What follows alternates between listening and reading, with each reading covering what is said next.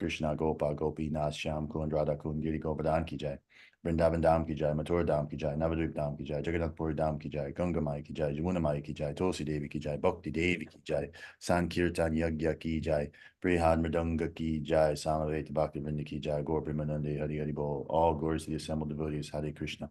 All glories to the assembled devotees, Hare Krishna. All glories, all glories, all glories to Sri Sri Guru and Sri Gauranga, Hari Hari Bol.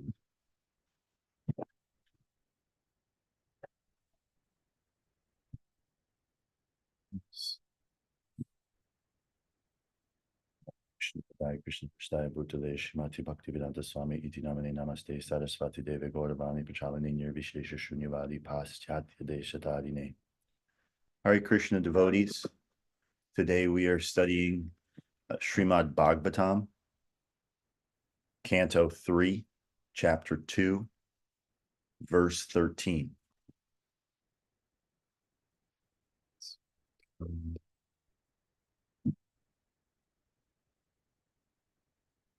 Om Namo Bhagavate Vasudevaya. Om Namo Bhagavate Vasudevaya. Om Namo Bhagavate Vasudevaya. Om Namo Bhagavate Vasudevaya. Om Namo Bhagavate Vasudevaya. Om Namo Bhagavate Vasudevaya. Vasudevaya. Start with Sanskrit. Yad Dharma Sunor Bhatadraja Rajasuye Nirikshadrik Savatyanam Triloka Kartsneya Kadjeha Gatam Vad Vidhatur Arvak Shrito Koshalam Iti Amanyata Yad Dharma Shunor Batar Rajasuye Nirikshadrik Svastyanam Triloka Kart Sneya Chadjeha Gatam Vidhatur Arvak Shrito Yam Uti Amanyata Yad Dharma Sunor Bhata Rajasuye Nirikshadrik Svasya Yanam Triloka Kartsnyena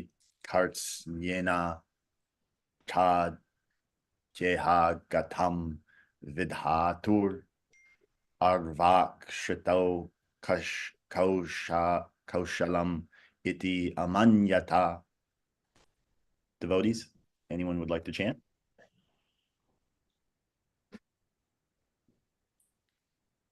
Hare Krishna. Yad dharma shunar bata rajasyuye nirikshya drik swastyayanam triloka kartashnayena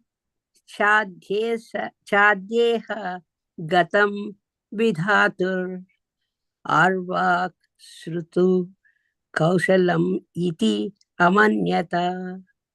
Hare Krishna. Hare Krishna. Hare Krishna.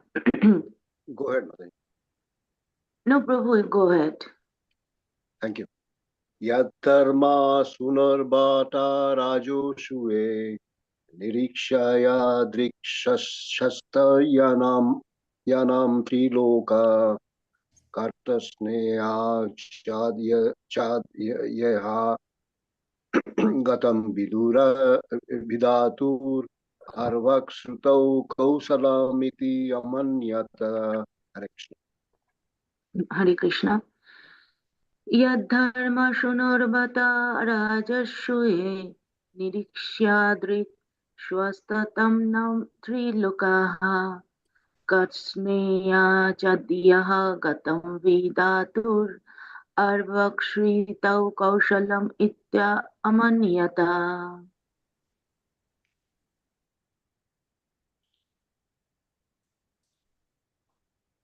Anyone else? Okay. Synonyms. Yat, the form which. Dharma Suno of Maharaj Yudhisthira. Bata, certainly. Rajasuye, in the arena of the Rajasuya sacrifice. Niriksha, by observing. Drik, sight. Svasyayanam, pleasing. Triloka, the three worlds. Kartsnyena, in sum total. Cha, thus. Adya, today. Iha, within the universe. Gutam, surpassed. Vidhatu, of the creator, Brahma. Arvak, recent mankind. Shrito, in the material world. Kaushalam, dexterity. Iti, thus. Amanyata, contemplated. Translation and purport.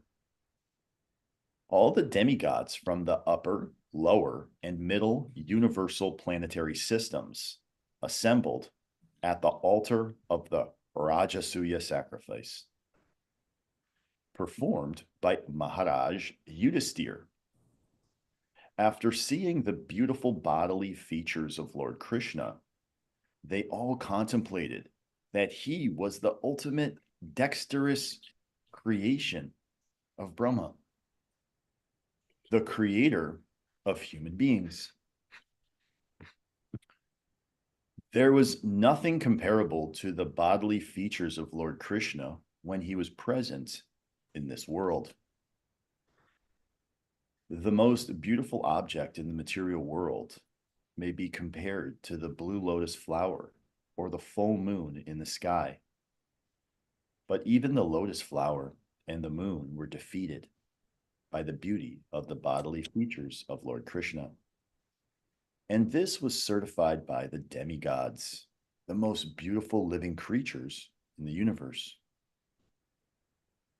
The demigods thought that Lord Krishna, like themselves, was also created by Lord Brahma. But in fact, Brahma was created by Lord Krishna. It was not within the power of Brahma to create the transcendental beauty of the Supreme Lord. No one is the creator of Krishna. Rather, he is the creator of everyone. As he says in Bhagavad Gita 10:8, Aham sarvasya prabhavo mata sarvam pravartate.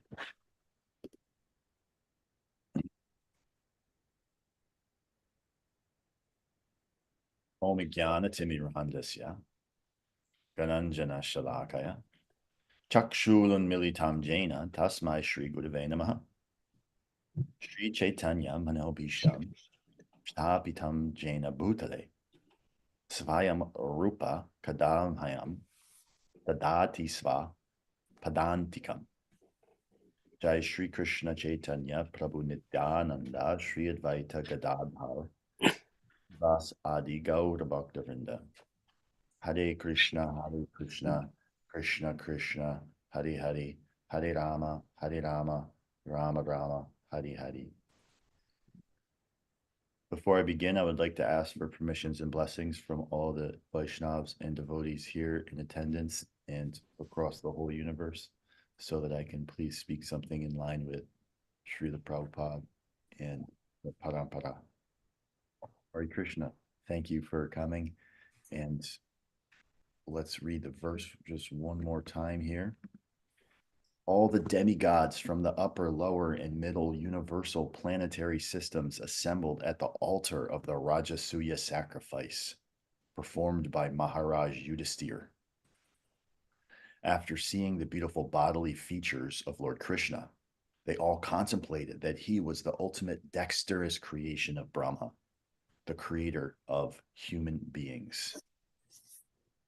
So at this part of the Srimad Bhagavatam, we have a description from Uddhava. Uddhava is speaking to Vidura.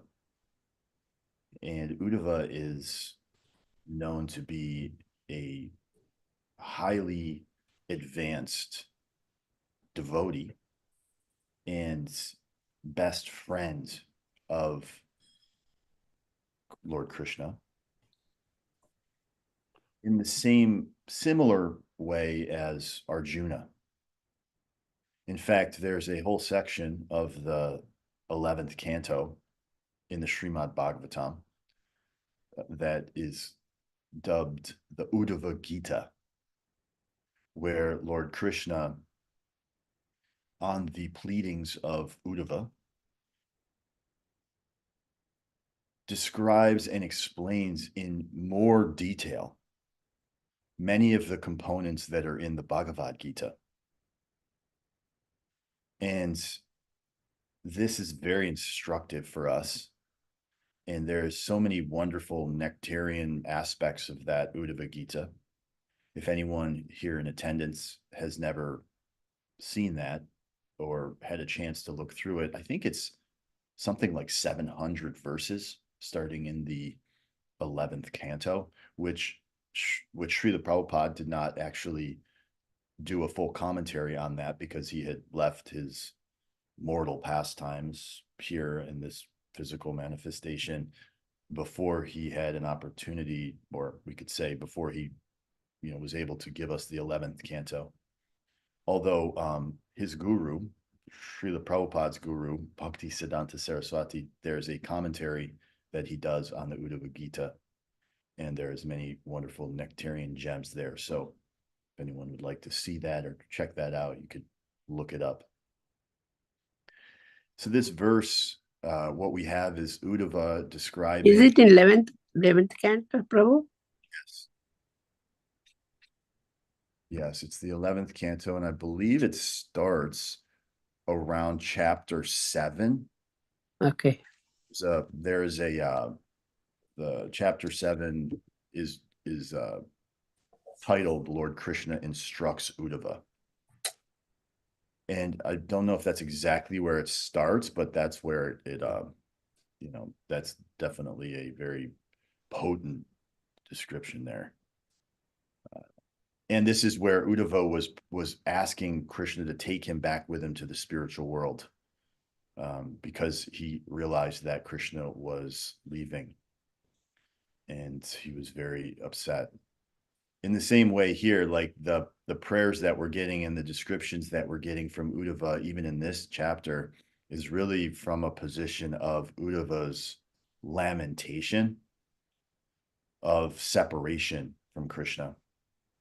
And as we see, this is one of the hallmarks of Gaudiya Vaishnavism and also of Chaitanya Mahaprabhu's mood, is that the highest ecstasy is in separation.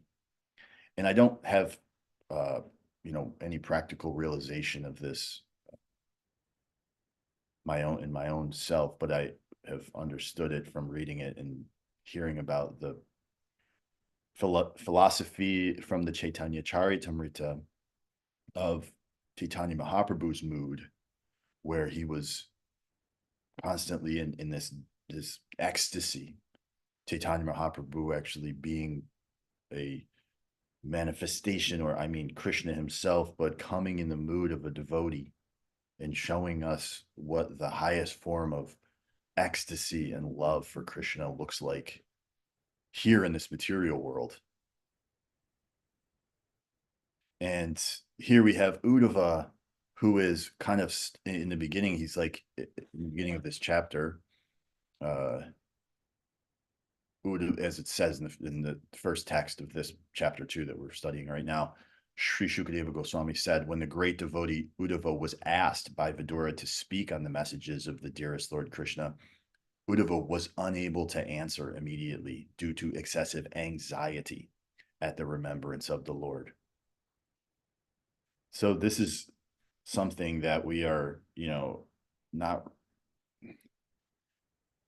conditioned to think that, anxiety is the highest form of ecstasy in one sense. We're looking to attain the things that we want in this material world. And usually in our conditioned state, we're thinking if we attain what we want, what we desire, we will find happiness. That there's a gap between where we are now and where we want to be. And once we get to that, once we close that gap, happiness will come. Yes. This is our conditioned state. And also in the conditioned state, we're unaware, we've lost, due to our illusion and contamination, we have lost the true source of where happiness really comes from. And this is what one aspect of what we're seeing in this verse that we're studying today is that Krishna is the source of everything, actually. Krishna being God. God means the supreme personality of Godhead, not just like a demigod or a person who's in, or some entity who's in control of many things, but Krishna is the source of everything. The source of all spiritual and material worlds, as it's put in this Bhagavad Gita verse 10:8. I am the source of all spiritual and material worlds. Everything emanates from me. The wise who perfectly know this engage in my devotional service and worship me with all their hearts. Of all the verses in the Bhagavad Gita, I mean, arguably they could all stand alone, but this verse in the Bhagavad Gita solidifies the position of Lord Krishna without a doubt. Without a doubt, the position of Lord Krishna as the source of all spiritual and material worlds. So then what is coming from the spiritual and material worlds? Everything else that is within those spiritual and material worlds. Before I came to Krishna consciousness, an understanding of philosophy by the grace of the devotees and the book distributors out there, and the teachings of Srila Prabhupada, I had never heard that there was such a thing as a spiritual world. So I was just, what is the difference between material and spiritual? There was no conception of this. And one of the most powerful components of the philosophy, for my own understanding, has been that actually there is more to this life than just the material world, the material energy. And I would say, and this is something that I think all of us can attest to, and the reason why individuals who come in contact with Krishna consciousness and have a little bit of fortunate position can recognize that when we only recognize that there is a material world, and that when we are seeking for our happiness and our beauty and our wealth and our position in the material world, we never truly become satisfied. But without the understanding that there is a spiritual world, that the actual source of happiness, the actual source of wealth, the actual source of beauty has its position, is actually coming from the spiritual world, then a new dimension of life opens up for us. So with that new dimension comes a new depth to life itself. I think of it like this, and it's kind of like when we only understand spiritual. I've given this analogy, I guess, or metaphor in the past. It's like we're in a cardboard cutout of ourselves, and we're only in the material world. We're only seeking after happiness, and we just keep trying and keep trying, and we can see this on the societal level down to the individual level. The ignorance of the true position of who we are is creating and wreaking havoc on society, especially in this age of Kali, especially in this age of ignorance and darkness, where the spiritual propensities that are natural within the soul are so covered over. And then by the grace and the compassion of the acharyas and the teachers of God consciousness, fortunate individuals for one way or another, based on whatever previous activities or just by good fortune, come in contact with this teaching. And not only come in contact with this teaching in such a way that they can actually absorb it, break that wall of material atmosphere in the heart. We go from living in this cardboard cutout of life to actual three-dimensional life, because when we actually come to the understanding and realization, at least at the most superficial level, even the theoretical, practical understanding that there's a spiritual dimension to life, that there is more to life than just the physical reality that we're experiencing on the surface. The depth of life becomes so much more vibrant. And we can see from the beginning of the movement, when Srila Prabhupada came to the West, and the devotees who were able to come to his movement, and the things and the activities that have been performed over the past, I don't know how long it's been, about 60 years now or so, have been so unbelievable and amazing. If you the different actual physical things that have been performed within this movement. I mean, just Srila Prabhupada's story alone, having, from a material level, it can't even be conceived of how unlikely of a success story Srila Prabhupada is. Maybe in the whole history of America, Western culture, a elderly monk coming from a country on a steamship with no money, no resources, no support, coming to the West, and eventually creating and establishing a worldwide movement that, from a material perspective, is vastly full of opulence and wealth and followers, purely based on faith and following the orders of his spiritual master, it's unprecedented. And what is that? Is because Srila Prabhupada had the fullest, deepest faith in this message that we're getting in this verse. What is the message that we're getting in this verse? That Krishna is the source of everything, and even the demigods, which, what to speak of us as normal living entities, human beings, barely above the platform of animal existence, in many cases on the platform of animal existence, eating, sleeping, mating, defending. Even the demigods can be bewildered about this fact. And the demigods are devotees. And so we look and we see in this verse that actually the demigods coming from all over, and they're thinking, well, maybe it's Lord Brahma is the creator of all these human beings. But actually, as Srila Prabhupada puts it, it's the Krishna is the source, and he is the creator of everyone. And of course, this is not, you could say, oh, well, what does this really matter? I mean, but this is the highest teaching, actually. And in this world, we all want to become the controller. That's the material energy. This is the disease of the material conditioned mind. We want to control.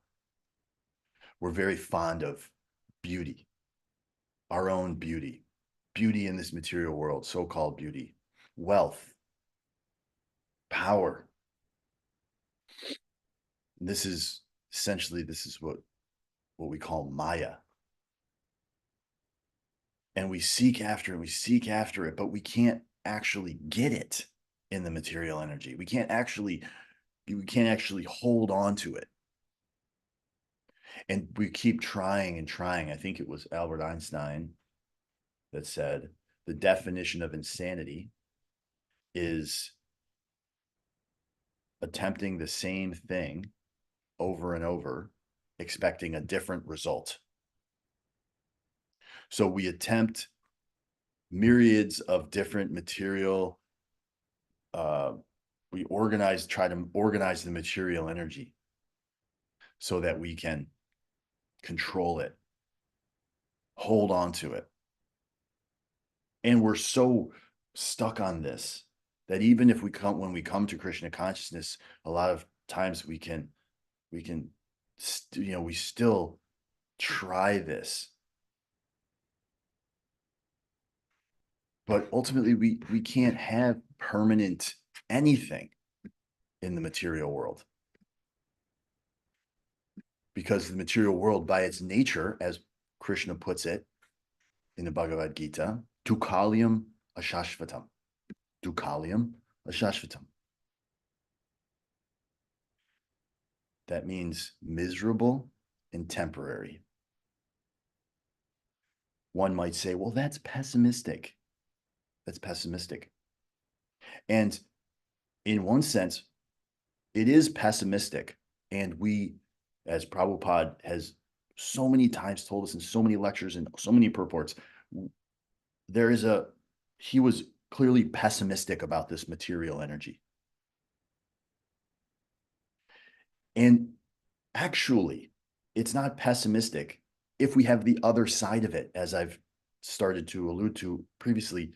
If we have the other side, that there is a spiritual energy that is the source of happiness. And it's not as if, like, the only way that unhappiness and temporariness can exist is if eternal and real happiness does exist. And as long as we are caught in the material concept that we will find permanent happiness here in this material energy, we will be stuck in samsara, the cycle of birth and death.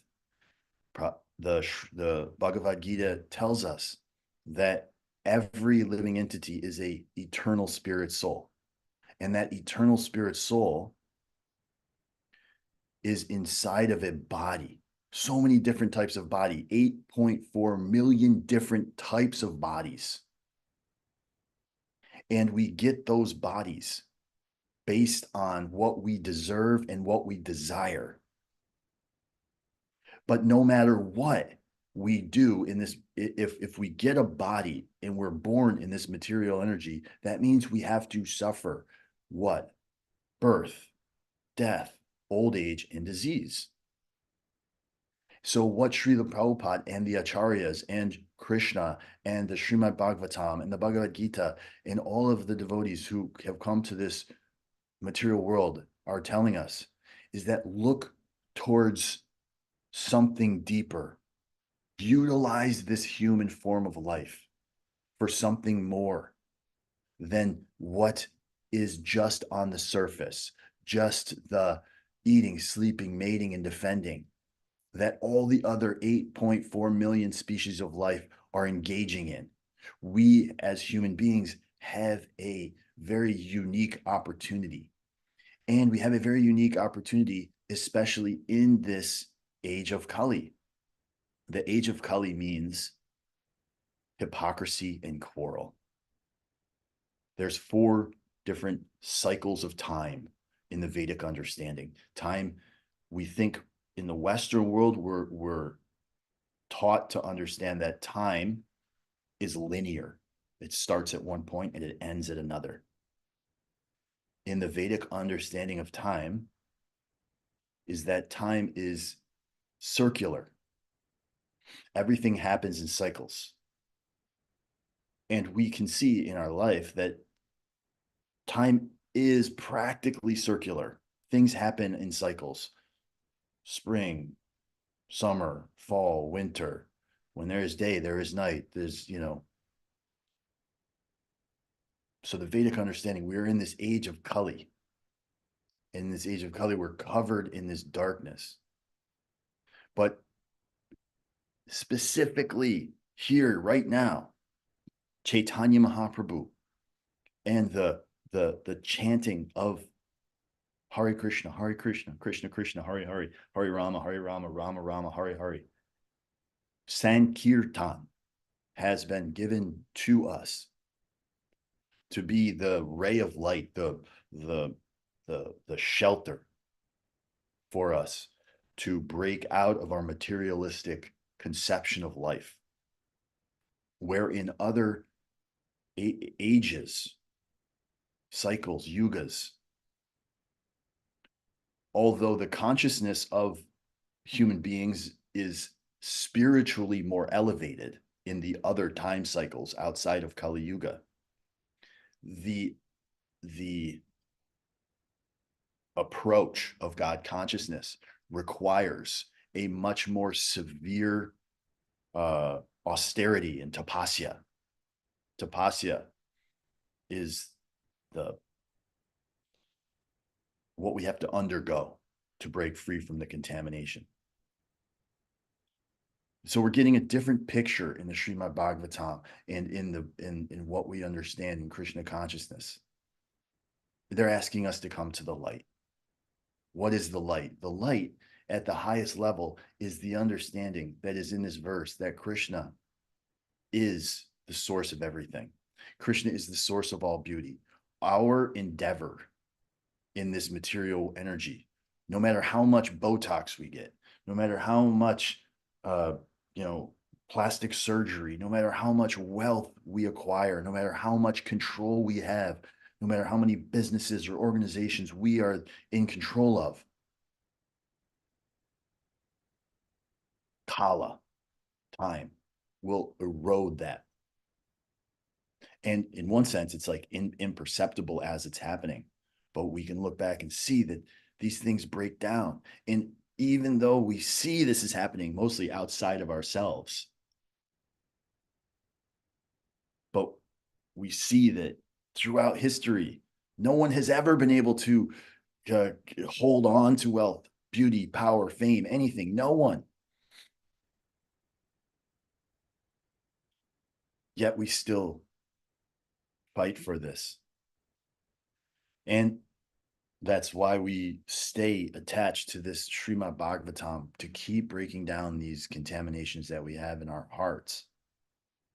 And this, it's almost like it's an autopilot that we're so conditioned because we're here in this material world, because we have desires, because we turned ourselves away from Krishna.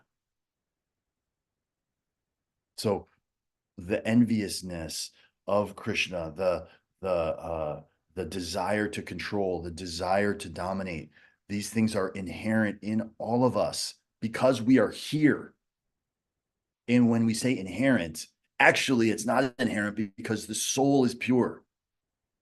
But in the conditioned state, it's inherent. And what we keep doing in this material world is trying to, what is called chewing the chewed, right? We're trying to chew the chewed. There's a story that Srila Prabhupada gave at a morning walk about, there was two men, and one of the men had never tried sugarcane, and the other one had. And he said, well, what about the sugarcane? And then the what's it like? And he said, well, you can try it. It looks just like that stuff right there. And he pointed to bamboo. So the man who had never tried sugarcane, never knew what it was. He said, okay, great. So he started chewing on bamboo. And he thought, oh, okay, this is very nice. He's chewing on bamboo because he's misdirected. He's misguided. And if he's chewing on bamboo and he thinks, okay, this is sugarcane, having never tried sugarcane,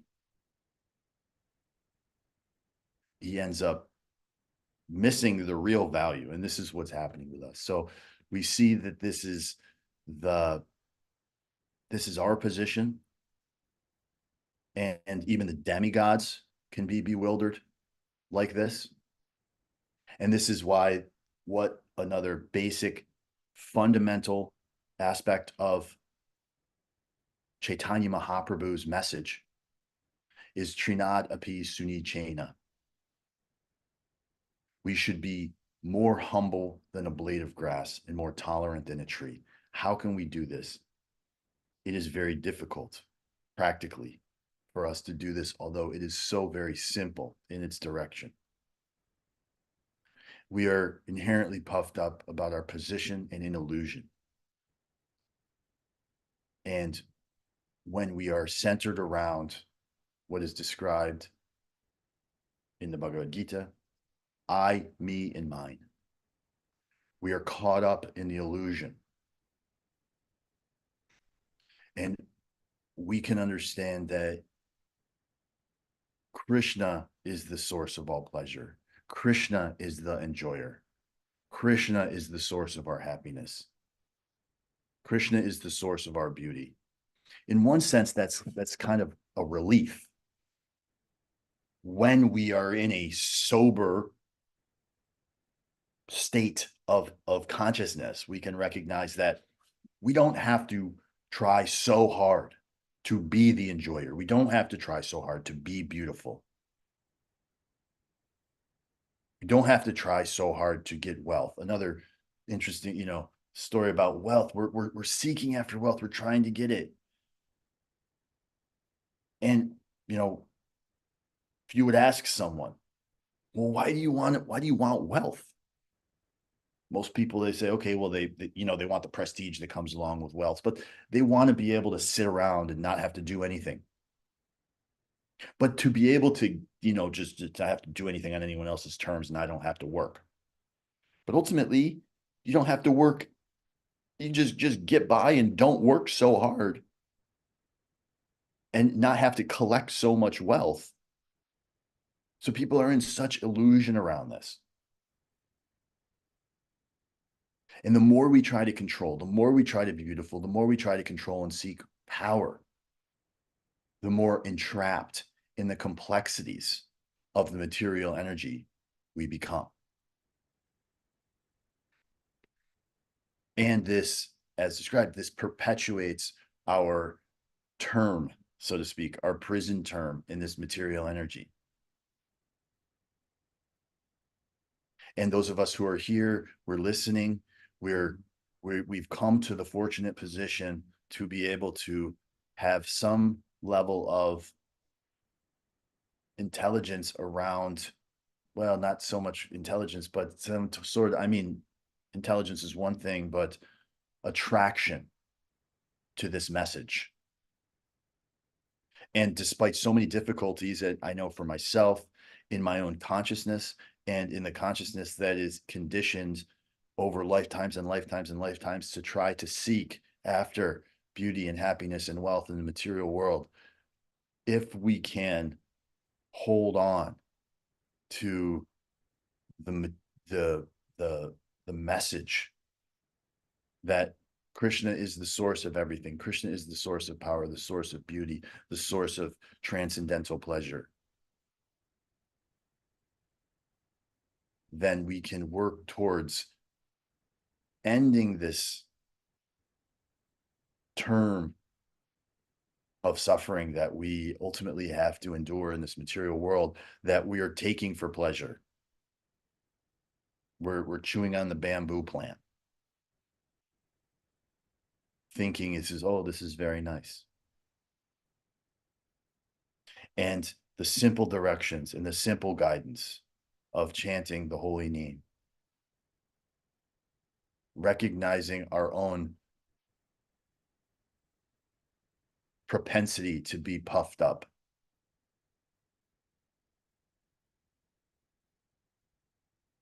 and following in the footsteps and taking the direction of those who were sent by Krishna to guide us and staying connected to that teaching. This teaching isn't made up out of the blue. It's not something that we can manufacture.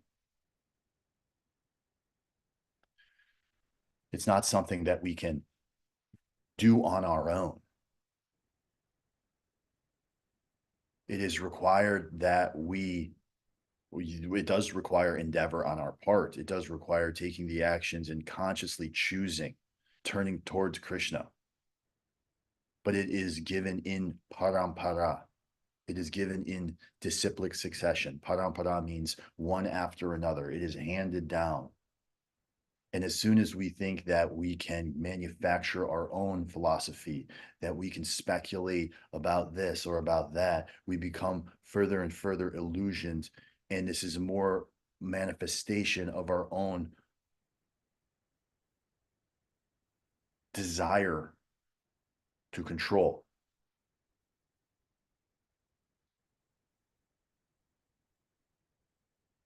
So we find that we have a great opportunity here in this movement in connection with Srila Prabhupada, and that this verse tells us that Krishna is the source. We have the opportunity to understand this, to stay connected to it. And even the demigods can be bewildered, so what to speak of us? And if we can continue to see the beautiful features of Lord Krishna in the temple, in the words of Srimad Bhagavatam, in the teachings of the acharyas, then we can pull ourselves out of this lower conditioned nature and find the happiness that ultimately we are all seeking. Human beings are pleasure-seeking creatures. In fact, all living entities are pleasure-seeking creatures. Why? Because living entities as a jiva, as a spirit soul, have at their core three qualities. They're made up Sat, Chit, Ananda. Ananda is the bliss. We are actually blissful. Our constitutional position is blissful, full of knowledge, and eternal. So that's not pessimistic. That's not pessimistic at all. In fact, it's the most non-pessimistic thing. And we're just recognizing that if we are thinking that this material world is going to give us happiness, that we're going to find it here. Krishna is telling us, no, it's not. Tukaliyam Shashvatam. No, it's not. It's temporary. It's miserable. Also, from the top planetary systems down to the lower, from the planetary systems of Lord Brahma down to the hellish planets. Growing up in Christian, as like a Catholic, everything's about heaven, reaching heaven. There's another interesting point in Vedic understanding. It's like heaven is still a material thing. We have to go to heaven, and then ultimately we come back down. And it's said that the enjoyment in the heavenly planets is hundreds of times greater than what we could experience here in this middle planetary system. So the moral of the story here, the ultimate point, as I've been putting into this talk, Krishna is the source of all spiritual and material worlds. He's the source and reservoir of all pleasure. Our ability to tap into that pleasure is available to us through following the disciplic succession and following the prescribed duty sacrifice for this age, which is the Sankirtan Yagya, chanting and dancing congregationally for Krishna. And we've also been given this japa meditation, chanting on our beads, in this also having the association of devotees, the association of like-minded devotees and those within ISKCON that can support us and guide us, and taking prasadam. So it can be a joyous process. So if anyone has any questions or thoughts or ideas, objections, or any realizations or inspirational ideas that have come up, we can share them. So if anyone would like to say anything, I'm happy to hear any thoughts or objections or ideas. Hare Krishna Prabhu. It's a very beautiful class. I like that example that we are chewing the bamboo stick of not knowing what is the sugar cane taste. Yes. So I like that very much. Hare Krishna. That's Srila Prabhupada gave that example on a morning walk. And I'm not sure where, but yes, thank you. It's very, I mean, yeah, because we hear the chewing the chewed, like, okay, it's been chewed and then it's chewed again, but this is more so we're seeing that there's, you know, we're chewing the wrong thing, actually. Thank you. Krishna.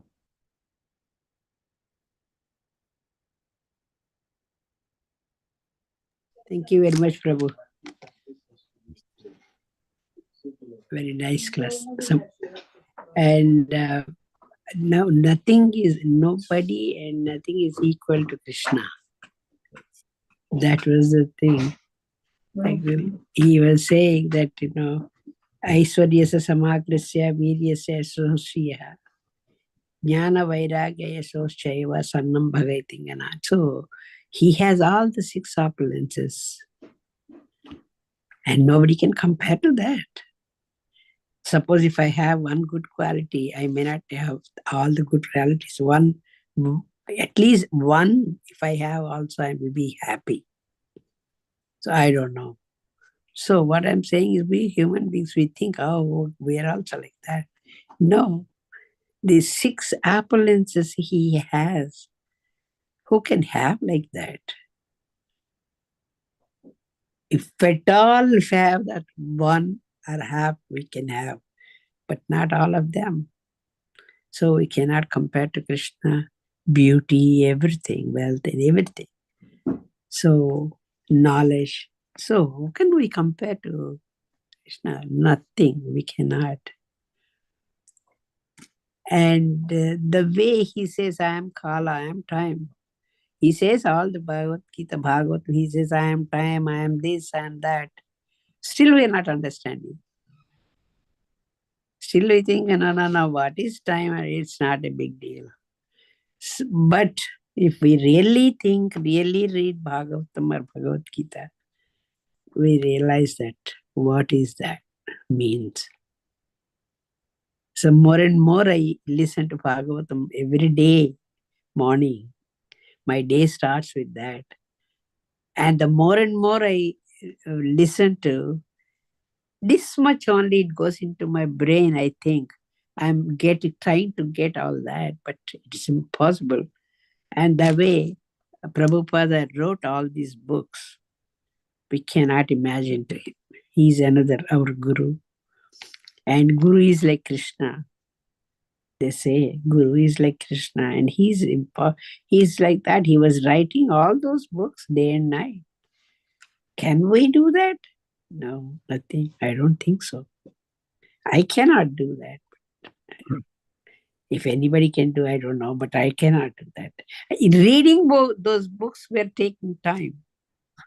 The ones he wrote, reading those books were taking time. So that is really, I like that. I like that, like chewing bamboo. We don't know what we are doing. And the person might be thinking that is sugarcane. But no, if you do chew and chew, then only you'll get the taste. Sugarcane also. So that's why Bhagavatam and Bhagavad Gita, these things, it is more and more if we keep on listening, keep on reading, then I think we'll get a little bit taste. But really, I enjoy that class in how you're saying about Krishna and about these things. Yes, no comparison to him in anything, So thank you very much for the class. Hare Krishna. Hare Krishna. Hare Krishna, Prabhuji. Very nice class, very inspiring. Everything we should do, chanting, and also remember that Krishna is the enjoyer. And another thing, this morning I planned to memorize that shloka 10.8. I copied it in my gallery and I thought I would practice it today while working in the home. And it was nice to see this here and hear from you that he's the source of, Krishna is the source of our spiritual and material worlds. So I'm already memorized a little bit now. Sarvasya, that Prabhu Mata Sarvam Pravartate. 2 more lines I have to remember. Thank you. Aham sarvasya prabhava. Mata. Mata jnanam. Yeah. Iti matva bhajante mam. Matva bhajante mam. What is the number? 7? Buddha Bhava Samandita. 10-8. It's 10-8. Buddha Bhava Samandita. 10.8. It is the Chatur Shloka, one of the Chatur Yeah, Shloka. yeah. Very important. Bhava samandita. It's such a perfectly, it's got everything. 10-8. Yeah, 10.8. It establishes the position and it explains where everything's coming from and also what to do about it. Because it also tells us we just engage in devotional service and worship him with all their hearts, and that's it. Yeah. The source. Thank you very much, Krishna. A nice class. Aham sarvasya prabhavo matta sarvam pravartate. Iti matva bhajante mam. Buddha Bhava Samanditaha. I'm source of all spiritual and material worlds. Everything emanates from me. The wise who perfectly know this engage in my devotional service and worship me with all their hearts. Yeah. Thank you very much, Prabhu. Krishna, thank you. Hare Krishna. Hare Krishna. Vanchakalpatarubhyascha kripa sindhobhya eva cha patitanam pavanebhyo vaishnavebhyo namo namah. Hare Krishna. Thank you.